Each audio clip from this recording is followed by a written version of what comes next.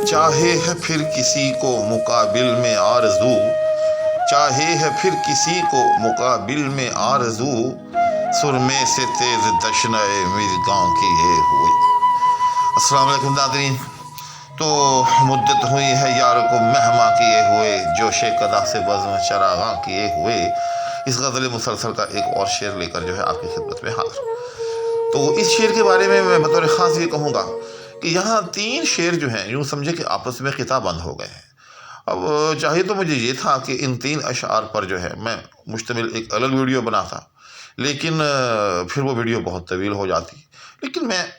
آپ کے سامنے ان تینوں اشعار کو ایک مرتبہ جو ہے وہ ملا کر پڑھتا ہوں۔ پہلا شعر اس میں جو اس سے پچھلی ویڈیو میں آپ کے سامنے پیش کر چکا ہوں کہ مانگے ہے پھر کسی کو لب بام پر حوث،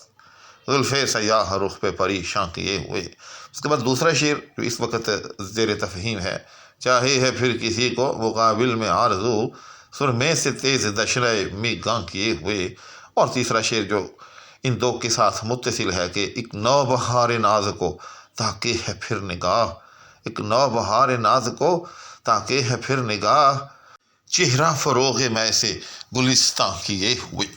تو یہ 3 اشعار یوں محسوس ہوتا ہے کہ خطا بند شعر ہو گئے ہیں، اور ان تینوں کے اندر جو ہے ایک ہی بات کی گئی ہے۔ چنانچہ آئے اس وقت زیر تفہیم شعر ہے، پہلے اس کا جائزہ لے لیتے ہیں۔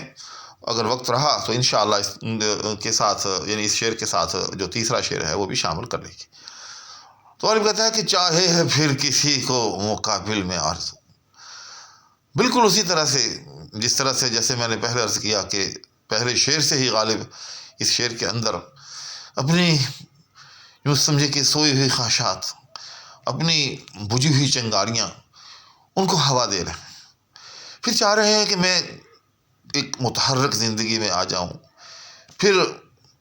اسی زمانے میں لوٹ جاؤں کہ وہ زمانہ جو بہت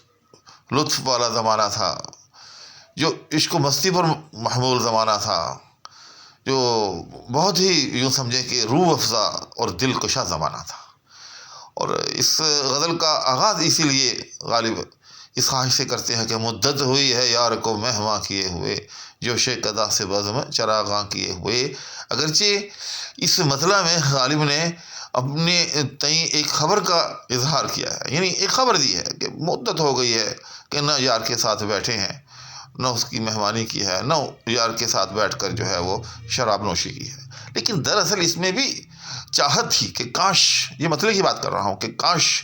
وہ پھر کبھی میرے ہاں مہمان بن کر آئے، پھر اسی طرح سے جو ہے اس کے ساتھ شراب کا دور چلے۔ تو بس پوری غزل کے اندر اسی طرح سے اپنی مختلف چھپی ہوئی خواہشات کو غالب مختلف پیرائے میں جو ہے وہ پیش کرتے چلے جا رہے ہیں۔ چنانچہ اس شعر میں بھی اسی طرح سے غالب کہتا ہے کہ چاہے ہے پھر کسی کو مقابل میں آرزو، کہ آج میں پھر چاہ رہا ہوں، میری آرزو چاہ رہی ہے کہ کاش کوئی میرے مقابل میں آئے، یعنی میرے روبرو بیٹھے۔ یہاں مقابل کا مطلب یہ نہیں ہے جو ہم اردو میں لیتے ہیں کہ ہم کہتے ہیں کہ اس کا اس کے ساتھ کیا مقابلہ ہے، یا اس کا اس کے ساتھ کوئی مقابلہ جو ہے وہ ہو رہا ہے، یا جیسے کہا جاتا ہے کہ وہ 2 ٹیمیں جو ہیں آپس میں جو ہیں وہ مقابلے پر اتر آئی ہیں۔ اصل میں لفظ یہ عربی جو ہوتی ہے اس کے الفاظ اپنے ایک خاص اور مخصوص معنی رکھتے ہوتے ہیں۔ جب اردو میں آتے ہیں تو بالعموم ہم ان کو ان معنی کی بجائے تھوڑا سا رد و بدل کے ساتھ استعمال کرنا شروع کر دیتے ہیں۔ تو عربی میں قبل اور دبر یاد رکھیے گا، قبل کا مطلب ہوتا ہے سامنا، اور دبر کا مطلب ہوتا ہے